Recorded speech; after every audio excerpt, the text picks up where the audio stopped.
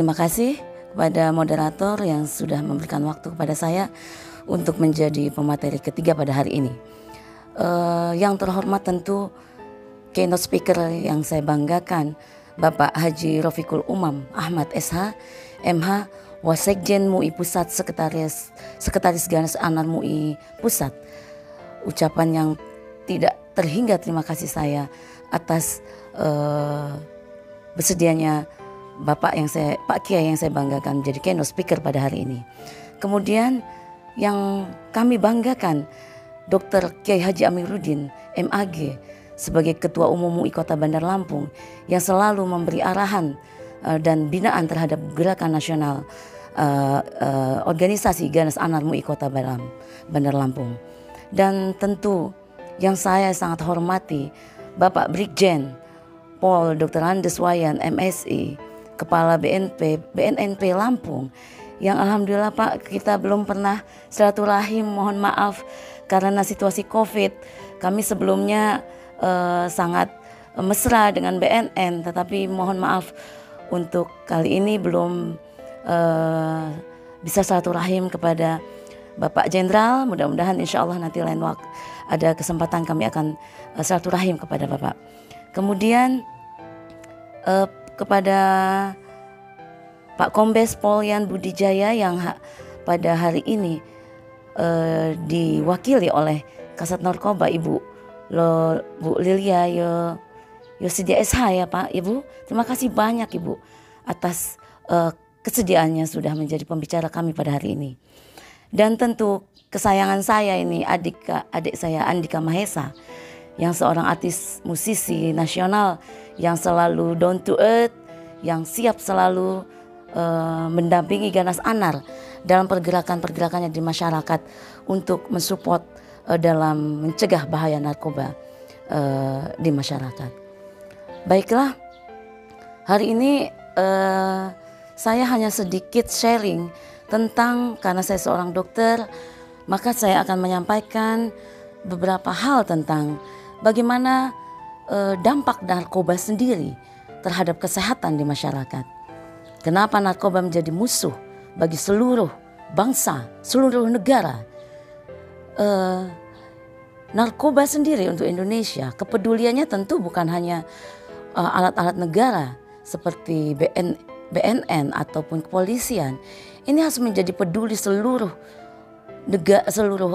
rakyat Indonesia, seluruh warga negara Indonesia harus selalu peduli terhadap ancaman bahaya narkoba. Karena ini akan menjadi dampak yang besar terhadap orang-orang yang kita cintai, orang-orang yang kita sayangi. Sehingga tentu Ganas Anar terhadap bahaya narkoba sangat peduli, turut serta ingin berpartisipasi sebagai kepedulian masyarakat terhadap ancaman dari bahaya narkoba ini sendiri.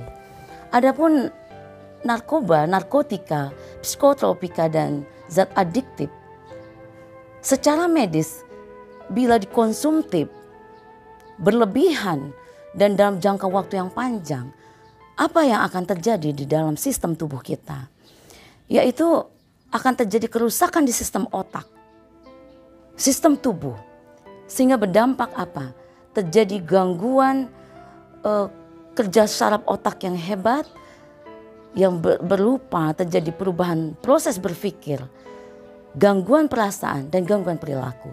Yang ini harus kita pahami seluruh masyarakat dan khususnya, oh ya belum saya sapa ini peserta webinar hari ini luar biasa. Terima kasih atas partisipasinya yang sangat kami banggakan dan kami apresiasi. Ini hampir seluruh nasional ikut ini. Ada dari Papua ya, dari Papua, dari Jawa Barat ini. Terima kasih banyak atas partisipasinya. Dan secara YouTube kami diikuti hampir 500 orang mengikuti acara webinar hari ini. Terima kasih banyak. Jadi kenapa ini terjadi? Pada dasarnya narkotika sendiri ada di medis, digunakan memang sebagai obat dalam pengobatan bagi orang-orang yang ada indikasi untuk bisa kita gunakan obat-obat narkotika ini. Tentu tadi Bapak kita dari Pak Jenderal sudah mengungkapkan pilihan terakhir dalam penggunaan obat di medis, ya. Golongan pertama itu isinya kokain, ganja, inek, sabu. Ini hanya memang untuk pengetahuan kita saja, ya. Sifatnya sebagai pengetahuan, bukan untuk dipakai di medis. Di medis nggak pernah pakai ini obat, heroin, kokain, ganja, inek maupun sabu. Sedangkan golongan 2, morfin, petidin, ini merupakan bagian yang memang kami pakai sebagai anti nyeri, the best of choice. Artinya ini pilihan anti nyeri yang sangat-sangat terbaik bila obat-obat lain sudah tidak mampu menangani pasien-pasien kami dalam kondisi nyeri. Seperti kalau ada pasien kita dengan nyeri cancer, nyeri karena chest pain, nyeri jantung yang sudah tidak tertanggulangi dengan obat-obat yang rendah di bawah ini, maka kami seorang dokter, seorang medis akan menggunakan petidin, morfin sebagai alternatif terakhir untuk anti nyeri pilihan yang tentu akan memberikan dampak membantu mensupport pasien dan penanganan nyeri bila digunakan dalam dosis yang baik dan tepat, tentu sesuai dengan indikasi dokter, ya. Dokter yang akan memberikan dosis dan pilihan jenis, ya. Kemudian golongan 3, kodein. Kodein ini bagian anti nyeri yang juga kami pakai. Jadi saya kalau punya pasien nyeri saraf, sudah ngejengking-jengking, udah kesakitan, saya memang memakai alat obat ini. Golongan narkotika, golongan 3, kodein kita pakai. Tapi seorang dokter akan menggunakan dalam dosis yang terukur. Sehingga dampak adiksi, ketergantungan, walaupun tentu penggunaan jangka panjang, suka tidak suka pasti akan terjadi adiksi. Tetapi adiksi yang terkontrol, adiksi yang kita awasi, ya. Luminal, golongan 3 dalam bentuk psikotropika. Luminal ini kami pakai di medis. Untuk apa dokter? Untuk pasien epilepsi, ayan. Jadi kami pakai memang sebagai seorang dokter, ya, dokter dimanapun, ahli saraf. Kalau ada pasien epilepsi, ayan, ini choice pilihan. Tetapi dalam dosis terukur, dalam dosis yang tepat penggunaannya, sehingga bisa menghentikan kejang pasien dan dampak adiksi ketergantungannya minimal. Kemudian ada lagi golongan yang kita bilang golongan pil koplo, ya. Lexotan, Calmet. Nah kalau ini ini pil koplo, ya. Di medis tidak digunakan. Memang ada beberapa ekstasi yang dipakai di masyarakat, itu bagian dari obat medis. Tapi bukan pilihan yang langsung menjadi pilihan pertama dalam memberikan pengobatan pada pasien. Kemudian ada lagi obat yang kami pakai yang saya sering,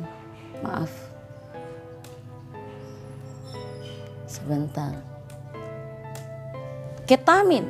Nah, ketamin ini dipakai di medis. Untuk apa? Untuk menghentikan perdarahan. Jadi kalau orang vitamin K, kalau orang ada perdarahan, kami gunakan obat ini. Tapi dalam dosis terukur, sehingga dampak narkobanya atau adiksi atau kerusakan di sistem ini kita awasi. Nah, dari beberapa obat yang kita sampaikan, ada juga ini ganja yang tadi kita sampaikan, ya. Kemudian heroin, kemudian sabu. Hampir seluruh obat narkoba bila dalam penggunaan jangka panjang, ya, maka akan menimbulkan dampak ketergantungan, adiksi, dan dampak ini apa yang terjadi? Kerusakan sistem saraf yang dari reversible, artinya bisa kembali membaik sampai dia permanen. Kerusakan sistem saraf tadi ada yang akan muncul adalah 1, gangguan proses berpikir, gangguan perilaku, gangguan perasaan. Nah, kemudian 3 dari dampak obat-obat narkoba yang dipakai beredar di dunia itu kita golongkan dalam 3. Ada yang jenis stimulan, ada yang jenis depresan, ada yang jenis halusinogen. Kalau yang jenis stimulan memang kalau dipakai ini membuat seseorang menjadi tenang, menjadi semangat ya, energik, seger ya. Gak mudah capek, gak mudah ngantuk, gak tidur is okay gitu, on terus. Ini tipe jenis narkoba yang dampaknya stimulan ya. Kemudian ada lagi jenis yang depresan, yang dampaknya memberikan dampak depresan. Jadi seseorang akan menjadi tenang, mengantuk, seolah-olah hidup ini nyaman. Ini obat-obat narkoba yang dampaknya depresan. Mohon moderator diingatkan kalau saya berlebihan nanti waktunya. Kemudian ada lagi jenis tipe yang halusinogen. Jadi kalau dia dikonsumtif, maka seseorang akan muncul sifat halusinasi. Ya, berhalusinasi, kadang bicara sendiri, melihat bayang-bayang yang sebenarnya tidak ada apa-apa, mendengar suara-suara. Dampaknya halusinasi ini, bila kuat halusinasi, ini bahkan Pak orang bisa bunuh diri gara-gara halusinasi. Karena halusinasi nggak bisa kita pilih, halusinasi apa yang akan muncul. Ya, bahkan kadang halusinasi suruh bunuh diri, membacok dirinya, melukai diri, atau merusak diri, itu akan bisa terjadi. Begitu kacaunya narkoba ini terhadap tubuh kita. Nah, dan ketiga jenis narkoba dampak golongan yang saya sebutkan tadi memang sifatnya sementara. Jadi setelah obat itu habis kerjanya, maka dia akan kembali seperti sedia kala. Nah, penggunaan jenis narkoba,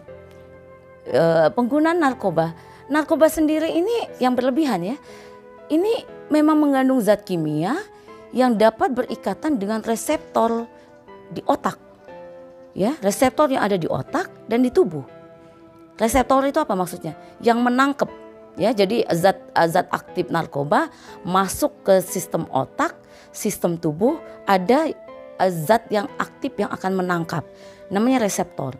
Nah, ikatan di antara zat aktif narkoba dengan reseptor yang ada di tubuh tadi, maka ini akan menjadi ikatan kuat sehingga menstimulasi satu zat di dalam tubuh yang namanya neurotransmitter yang ada di dalam otak maupun dalam tubuh, khususnya di otak. Sehingga akan memberikan gejala-gejala sesuai dengan narkoba yang jenis dipakai tadi. Jadi jelas ya, bahwa tubuh merespon cepat dengan adanya obat zat aktif tadi yang dari narkoba. Tidak hanya itu, maka semakin sering kita menggunakan obat narkoba, maka makin lama tubuh ini akan mengalami toleransi. Toleransi di sini maksudnya bukan berarti sudah adaptasi dan dia pakai dikit saja sudah cukup. Sebaliknya, toleransi yang dimaksud bahwa dengan penggunaan narkoba, ya, maka tubuh kita ini dia akan semakin hari semakin akan membutuhkan dosis yang berlebih karena dia harus memenuhi kebutuhan tubuhnya yang tadinya misalnya dia memakai cuma 1 tablet, besok dia harus dengan jangka panjang, maka besok tubuh toleransi akan menggunakan lebih dari 1 tablet, baru tubuh merasakan dampak yang dia harapkan seperti sebelumnya. Artinya semakin memakai narkoba makin jangka panjang, dia makin akan butuh dosis yang akan makin meningkat dan makin banyak. Ya, hal inilah yang menyebabkan seseorang jadi candu terhadap penggunaan narkoba. Ya, sehingga tentu diperlukan luar biasa kerjasama kita, lini masyarakat terhadap narkoba ini, kepedulian kita sebagai masyarakat. Bayangkan generasi bangsa terancam dengan narkoba ini. Kalau corona kita takut loh, kasus global dunia, ya corona, karena jelas dia kejadiannya cepat, penularannya cepat. Yang kita takutkan ini penularannya. Padahal angka kematian corona sendiri 6-12%. Beda sama tadi yang disampaikan Pak Jenderal. 1 hari kematian bisa mencapai 50 kematian. Satu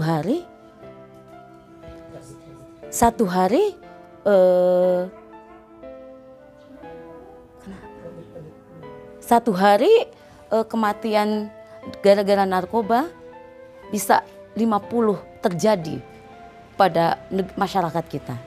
Sedangkan corona sendiri 6% sampai 12% angka kematian.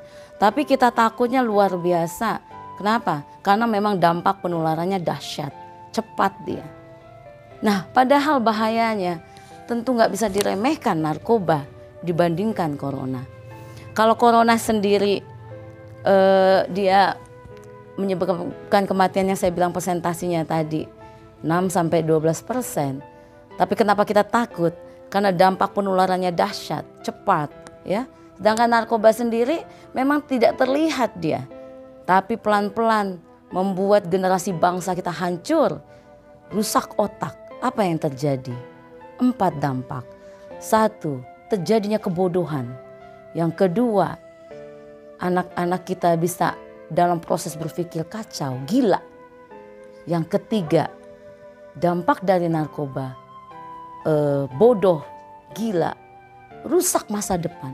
Apa yang bisa dipakai dari tubuh kita, tubuh anak bangsa kita, bila otak sudah rusak, ya, bila otak sudah rusak.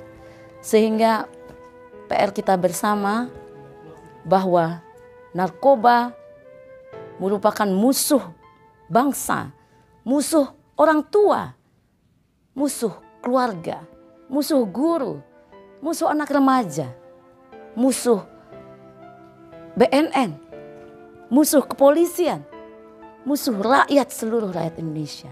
Dan tentu yang harus saya sampaikan, pengetahuan yang baik terhadap generasi bangsa, edukasi yang baik, memasukkan tentang bahaya narkoba terhadap generasi bangsa kita.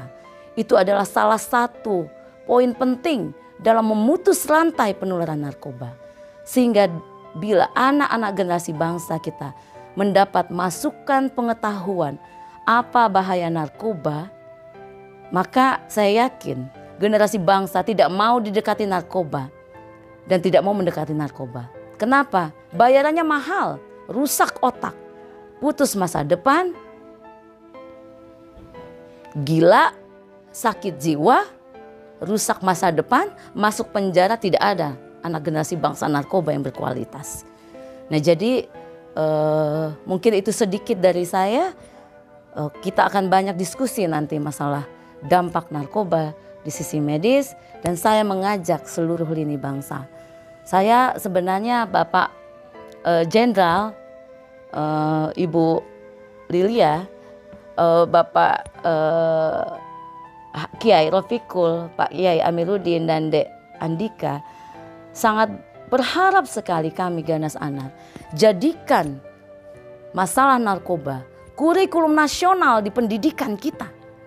Masukkan pendidikan narkoba ini jadi pendidikan penting. Jadi bukan hanya penyuluhan-penyuluhan di sekolah saja, tetapi menjadi pendidikan yang sangat penting, menjadi satu mata pelajaran penting.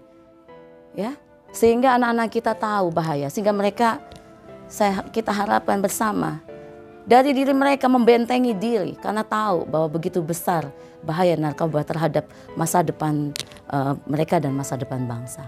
Mungkin itu aja, saya akhiri. Terima kasih banyak. Wassalamualaikum warahmatullahi wabarakatuh.